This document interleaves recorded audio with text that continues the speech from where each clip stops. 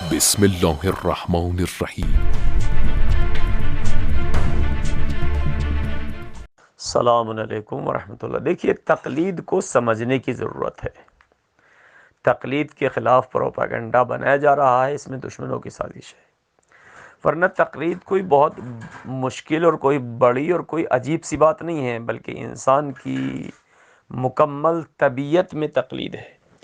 تقلید کا مطلب یہ ہے کہ ہمارا دین اسلام عربی زبان میں ہے، ہمارا مکمل قرآن، ہماری تمام احادیث کہ جس سے ہم دین سمجھتے ہیں، جس میں دین کا حکم ہے، دین کے احکام ہیں، وہ قرآن میں ہیں اور احادیث میں، اور یہ دونوں ہیں عربی زبان میں۔ اور ہم لوگ عرب نہیں ہیں، حتیٰ جو عرب ہیں وہ بھی ان باریکیوں کو نہیں سمجھتے، لہذا ہم ہوں یا عرب ہوں یا کوئی بھی پوری دنیا کا ہو، اس کے لیے ضروری ہے کہ وہ قرآن اور حدیث کو سمجھے، تاکہ قرآن اور حدیث کے مسائل پر عمل کر سکے۔ یہ منطقی بات ہے۔ اس وقت ہمارے پیغمبر یا ان کے جانشین ائمہ طاہرین علیہ السلام بھی حاضر نہیں ہیں، زمانے غیبت ہے۔ تو اب یا تو ہم دین کو مکمل چھٹی کر دیں کہ جب تک امام نہیں آئیں گے ہمیں کچھ کام نہیں کرنا ہے، اور امام کب آئیں گے اس کا خدا بہتر جانتا ہے، یا یہ کہیں کہ نہیں، اس وقت غیبت امام میں بھی ہم پر کچھ چیزیں واجب ہیں، کچھ حرام ہیں، کچھ مستحب ہیں، کچھ مکروہ ہیں کہ جو ہمیں انجام دینی ہے یا نہیں دینی ہے۔ اگر ایسا ہے تو پھر یہ چیزیں کیسے سمجھیں؟ ہم سے قرآن اور حدیث ہم سے آتی نہیں ہے تو کیا کریں؟ یہی وہ لمحے فکریہ ہے کہ انسان کی مکمل طبیعت میں تقلید ہے۔ انسان ڈاکٹر نہیں ہے اور وہ مریض ہے تو ڈاکٹر کے پاس جائے گا، وہ دوائی لے گا۔ انسان کو گھر بنانا ہے اور ظاہر ہے ایک انجینئر سے جا کے نقشہ بنوائے گا، اس سے مشورہ لے گا ہر معاملے میں۔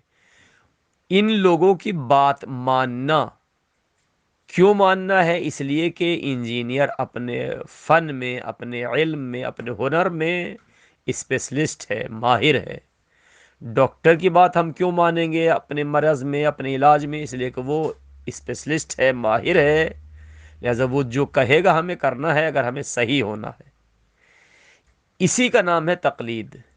لہذا ہم اب اسلامی امور اور اسلامی معاملات میں، مسائل میں خود تو سمجھ نہیں سکتے ہیں، جو خود اتنے پڑھے لکھے نہیں ہیں کہ جو باریکیوں کو جانتے ہیں۔ قرآن کا یوں پڑھ لینا تلاوت کے طور پہ، ثواب کے طور پہ اور ہے، اس کو سمجھنا اور اس سے مسائل کا نکالنا اور ہے، جو بہت سخت مرحلہ ہے۔ لہذا اب ہم اس معاملے میں کیا کریں؟ امام ہے نہیں، نبی یا امام ہے نہیں، تو اب کیا؟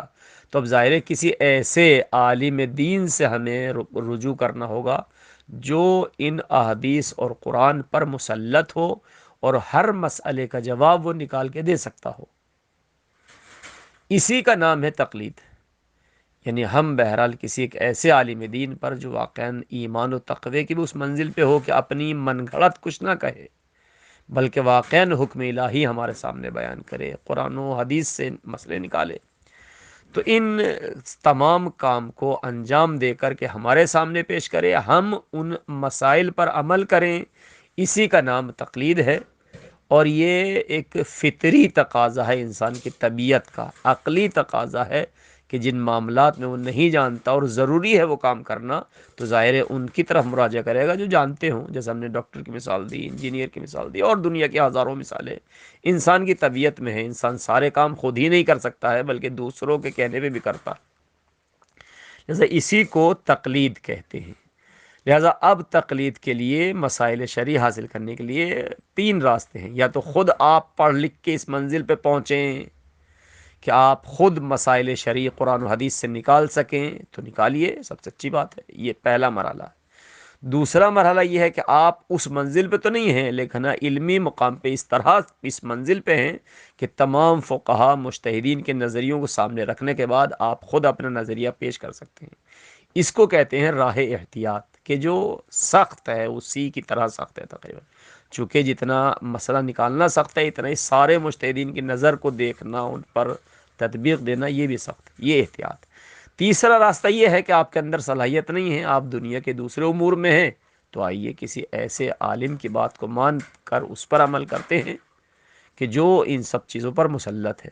اسی کا نام تقلید ہے کہ جو بہت آسان مرحلہ ہے، اور ہمیں احکام پر عمل کرنے کا طریقہ خود شریعت نے ہمیں یہی دیا ہے کہ اگر نہیں جانتے تو پھر اہل ذکر سے، اہل علم سے معلوم کیجئے۔